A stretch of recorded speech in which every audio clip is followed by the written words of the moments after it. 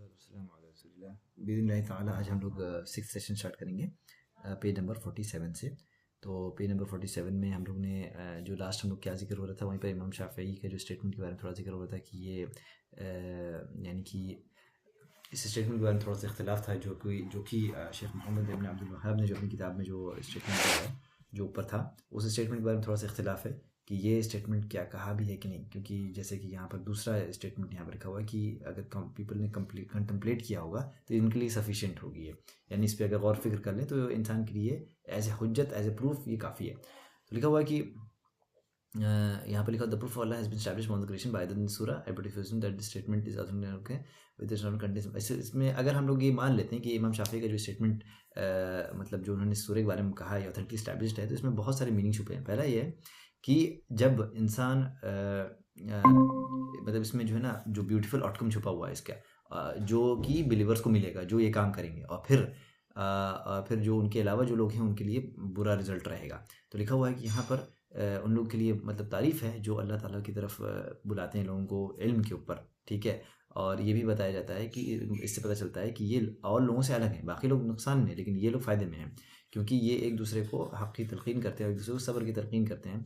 तलक़ीन यानी एक दूसरे को मतलब उजागर करना जैसे, और फिर इनके तरफ इनके अंदर कोई इस तरीके के इफ़रात और तफरीत यानी कि बहुत एक्सेसिवनेस नहीं होती है, जैसे कि जो डेविएंट सेक्ट्स होते हैं उनके अंदर जो होती है। यानी कि जो अहले सुन्नह इसलिए कहा कि सबसे ज़्यादा जेंटल होते हैं क्रिएशन के ऊपर अल्लाह की, यानी कि वो लोगों को देख कर जो है उनके साथ डील करते हैं, उनके साथ बहुत जेंटलनेस का वो करते हैं, और जब ज़रूरत पड़ती है तो हार्श भी होते हैं। तो जैसा कि ये सारी चीज़ें कंपेनियंस और के बायोग्राफीज़ वगैरह में मिल जाती है। ओके, फिर उसके बाद से यहाँ पर नीचे आते हैं पेज नंबर 48 पर। इसमें जो इमाम बुखारी रहमहुल्लाह का जो स्टेटमेंट लिखा हुआ है चैप्टर जो जैसे इमाम बुखारी ने जो सही बुखारी का में जो क्या नाम है बुक ऑफ नॉलेज है, जैसे सही बुखारी इंसान जब पढ़े तो उस किताब में क्या है ना कि तमाम जो हदीस हैं वो उसमें चैप्टर के नाम है, फिर उसके अंदर तमाम उन्होंने हदीस को कलेक्ट किया है। ये इसी तरीके से इनका ये उसूल है। तो जैसे अब जब उन्होंने चैप्टर नॉलेज का जब उन्होंने करके तो उन्होंने जब इसमें उन्होंने चैप्टर का नाम जो दिया है, बताते हैं कि इमाम बुखारी ने चैप्टर के जो नाम लिखे हैं बड़े ही मतलब हिकमत के साथ लिखे हैं। तो उसमें लिखा हुआ चैप्टर का नेम क्या है, अल-इल्म क़ब्ल अल-क़ौली वल-अमल, यानी कि जो नॉलेज है ना हमेशा ये एक्शन और स्पीच से पहले आता है।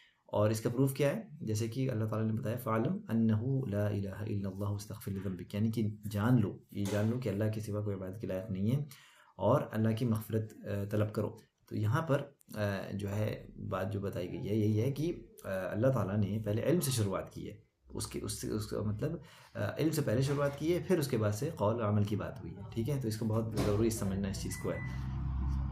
तो उसके बाद से फिर लिखा हुआ है कि जब भी इंसान अल्लाह ताला को की तरफ बुलाता है लोगों को, तो उसकी तरफ से उसके लिए ज़रूरी ये है कि वो अल्लाह के दीन को स्टडी करे पहले, ठीक है, क्योंकि जिस चीज़ की तरफ इंसान बुला रहा है उसके लिए स्टडी करना ज़रूरी है उस चीज़ को है। तो इसीलिए जो कॉलर्स होते हैं ना और जो भी दावत से जुड़े होते हैं 3 कैटेगरी के होते हैं। तो इंशाल्लाह इन 3 कैटेगरीज के बारे में काशिफ यहाँ से स्टार्ट करेंगे।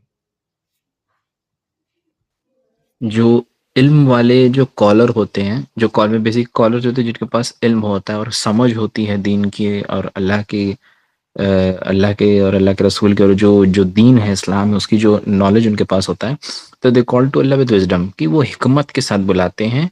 और उसके साथ साथ मतलब उनका जो कॉल रहता है ना, वो कॉल हवा हवा में नहीं रहता। कहने का मतलब ये है कि जो सही सुन्नत और हदीस से दलाइल होते हैं उसके बेसिस पे वो आपको क्या कहते हैं इस्लाम की तरफ दावत देंगे, अपने मन से अपने डिजायर के हिसाब से नहीं करेंगे।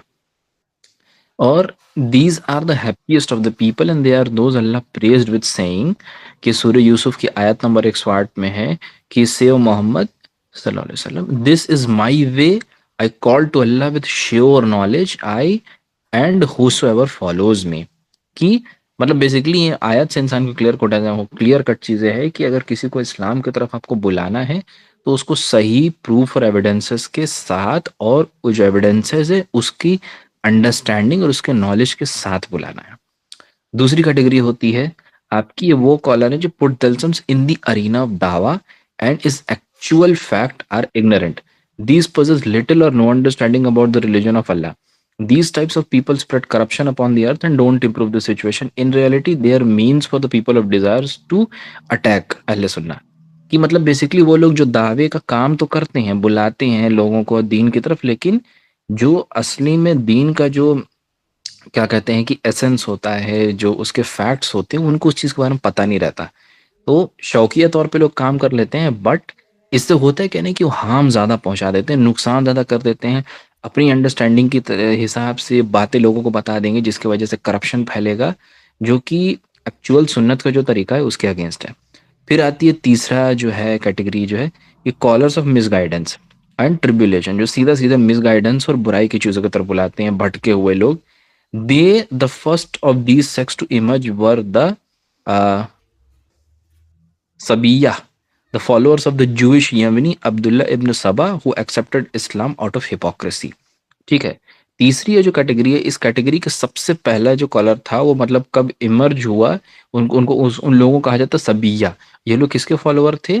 यहूदी था एक तुम्हारा यमन का, जो कि इस्लाम कबूल तो किया, अब्दुल्ला इब्न सबा उसका नाम था, बट वो हिपोक्रेट था। मतलब बाहरी तौर पे दिखाता था कि हमने इस्लाम कबूल कर लिया, पर दिल में नहीं था वो।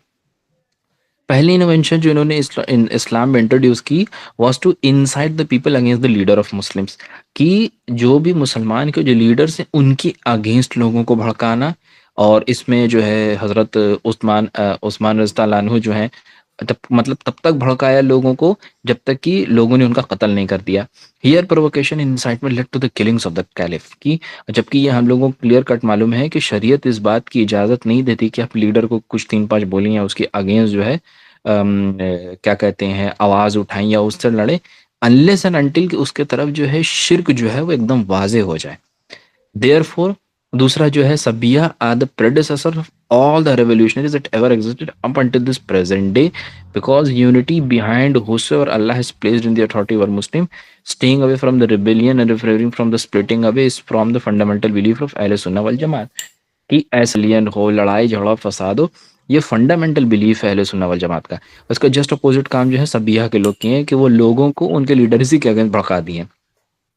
उसके बाद रेवोल्यूशनरीज क्या है, from amongst are people have inherited this behaviour from Sabian, and as for the later they are responsible for many innovation, foremostly hearsay rafid believes in rafida shia etc।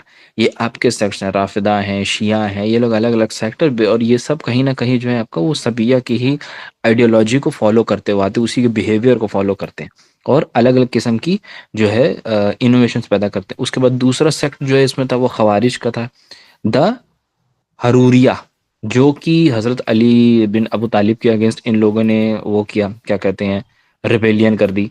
और दोस्त जो थे वो हरावान में प्रेजेंट थे। They are the Takfiriyun astray leading the others astray. मतलब खवारिज का बेसिकली क्या था ना, कि ये अपने दिमाग से अपनी स्टैंडिंग, अपनी अंडरस्टैंडिंग और अपने इन्वेशन के बेसिस पे मुसलमान को भी काफिर बोल देते थे, और अपने लिए उसका खून जो है वो हलाल कर लेते कि इसका कत्ल करना जो है जायज़ है। उसके बाद अल खवारिज declare the disobedient people awan tawhid, the sinful Muslim who commit major sins to be disbelievers.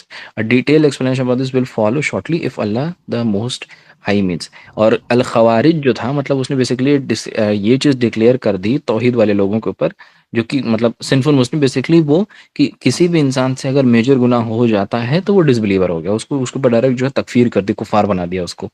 और आगे चल के इसमें एक्सप्लेनेशन आएगी तो ये भी चीज़ आएगी अगेन, कि ये लोग जो है इन लोगों ने बहुत बढ़ चढ़ करके कई नामी सहाबा लोगों का भी कत्ल किया खवारिज लोगों ने। ठीक है, तो इंशाल्लाह मेरा यहीं तक था। ओके, जज़ाकल्लाह खैर।